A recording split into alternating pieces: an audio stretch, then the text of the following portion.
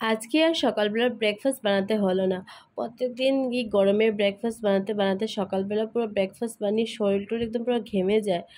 তো আজকে আর এই রান্নাঘরে ঢুকতে হলো না। Hello everyone, good morning. তোমরা সবাই কেমন আছো? আশা করছি সকলে খুব ভালো আছো, সুস্থ আছো। তো আজকে সকালের ব্রেকফাস্টে ছিল মুম্বাইয়ের বড়া পাও। তো ব্রেকফাস্ট করে তারপরে রান্না করে চলে এসেছিলাম। তো রান্না অনেকটাই, এটা ছিল রাত্রের রান্নাটা, আর আমাদের সবজি ছিল তো দুপুর হয়ে গিয়েছিল। তো আজকে ছিল শনিবার, তো নিরামিষ ছিল। নিরামিষ দিনে কি খাওয়া যায় এটাই সব থেকে বড় টেনশনের ব্যাপার। তারপরে একটু পনির ছিল, তো পনিরের একটা রেসিপি আজকে তোমাদেরকে আমি বানিয়ে দেখাবো। কেমনে একটা মানে স্পাইসি রেসিপি, মানে যাদের পনির খেতে খেতে আর ভালো লাগছে না, একটু স্পাইসি করে বানিয়ে খেয়ে দেখবেন, ভালো লাগবে আপনাদের। তো চলো, আমি প্রথমে পনিরটাকে ছোটো ছোটো করে পিস করে টুকরো করে কেটে নিয়েছিলাম।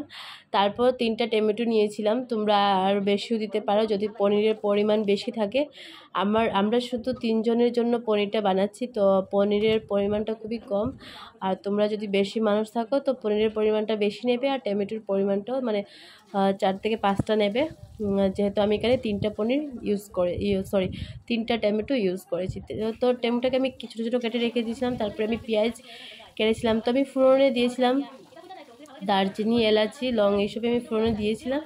তারপর এখানে আমি কুচি কুচি করে পেঁয়াজ কেটে রেখেছিলাম, ওইটা একটু এখন ফ্রাই করে নিচ্ছি, দেখতেই পাচ্ছ। আর আমি ইউজ করছি এখন রসুন দিয়েছি, মানে গোটা গোটা রসুনটাকে ইউজ করছি। রসুনটাকে আমি ছোটো ছোটো করে পেস্ট করে নিই, বা আমি থেতো করে নিই, রসুনটা গোটাই ছিল। তারপর একটু যা যা লাগে মশলা, যেমন নুন, হলুদ পাউডার, জিরে গুঁড়ো, ধনে গুঁড়ো, এইসব আমি এখন দিয়ে দিচ্ছি।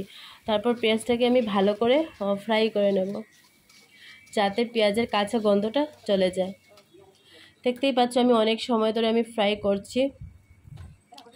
আর যাদের এগ বা পনির খেতে খেতে আর ভাল লাগছে না, যেমন বাটার পনির মশলা এইসব খেতে খেতে ভাল লাগছে না, তো এইরকমভাবে স্পাইসি পনির খেতে পারো।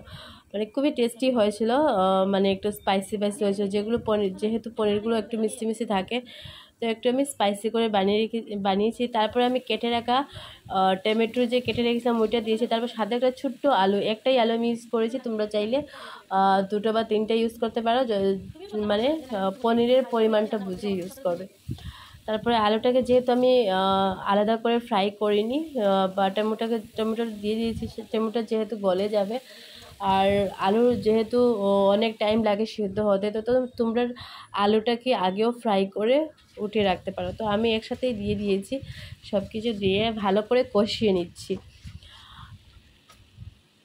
কষাতে কী কী মশলা দিয়েছি অবশ্যই তোমরা দেখিয়েছো। তারপরে কত সময় সেদ্ধ হওয়া যাবে। তারপরে এই রেড চিলি সসটা আমি ইউজ করব, মানে একটু স্পাইসির জন্য।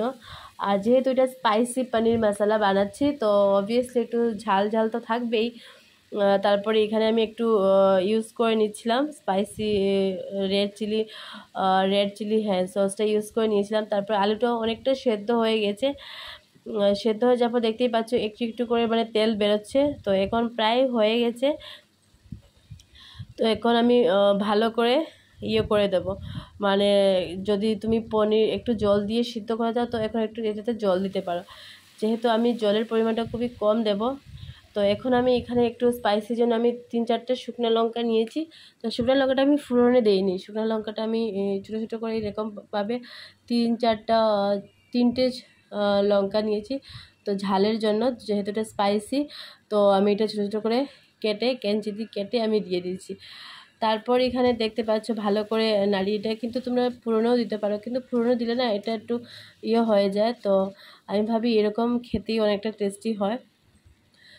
তো তোমরা কে কীরকমভাবে বানাও, একদিন এরকমভাবে বানিয়ে খাবে। তারপরে উপর থেকে একটু আমি জিরে গুঁড়ো, মানে জিরে গুঁড়োটা খুবই অল্প পরিমাণে দিয়ে দিয়েছি। তারপরে এখানে দেখতে পাচ্ছ শুকনো লঙ্কা গুঁড়ো আমি রঙের জন্য দিয়েছি। এই শুকনো লঙ্কা গুঁড়োতে কোনো ঝাল নেই, কিন্তু এটা শুধু আমি রঙের জন্য ইউজ করেছি। তারপরে যে আমি আগে থেকে পনির কেটে ভেজে রেখেছিলাম, ওই পনিরটাও আমি এখন একসাথে দিয়ে দেব। দিয়ে দেওয়ার পর দেখতে পাচ্ছ আমি দিয়ে দেবো। তারপরে একটু আমি ফ্রাই করবো একটু, যাতে মশলাগুলো পনিরের সাথে ভালো করে মিক্স হয়ে যায়। তারপরে একটু আমি জল ইউজ করব। তারপরে যতটুকু মানে খুবই অল্প পরিমাণে, যেহেতু আমার সব সবজি তেলেই সিদ্ধ হয়ে গিয়েছিল, তো খুবই কম পরিমাণে 1 গ্লাসের মতো জল নেব, নিয়ে 1 গ্লাসের মতোই আমি দেব। এটা পুরো আবার শুকনো হয়ে যাবে, যেহেতু আমি তেলে সব কিছু ফ্রাই করে নিয়েছি। তো 1 গ্লাসের মতো জল নিয়ে আমি দিয়ে দিয়েছি, তারপর কিছুক্ষণ ঢাকনা দিয়ে রেখে দেবো। তারপর জলটা শুকিয়ে গেলেই বাস আমার স্পাইসি পনির রেডি হয়ে যাবে। তারপরে আমি এখানে দেখতে পারবে একটু সেদ্ধ হওয়ার পর আমি এখানে এভারেস্টের একটা এই বিরিয়ানি মশলাটা আমি এখানে দিয়ে দিচ্ছিলাম। তো দিয়ে তারপরে একটু নাড়িয়ে আমি ঢেকে দেবো, যতক্ষণ অবধি ঝোলটা না শুকো ততক্ষণ অবধি এটা সিদ্ধ হতেই থাকবে। আজকে ভিডিওটা যেহেতু অনেকটা লম্বা করছি না, শুধু একটাই রেসিপি বানিয়ে তোমাদেরকে দেখাচ্ছি। ফাইনাল লুক দেখতেই পারবে একটু পরে। তো এটা ছিল ফাইনাল লুক, মানে জলটা শুকিয়ে গেছে একদম। তো আজকে ভিডিওটা এখানে শেষ করছি। ভালো লাগলে একটা লাইক কমেন্ট শেয়ার করে দেবে। থ্যাংক ইউ ভিডিওটা দেখার জন্য।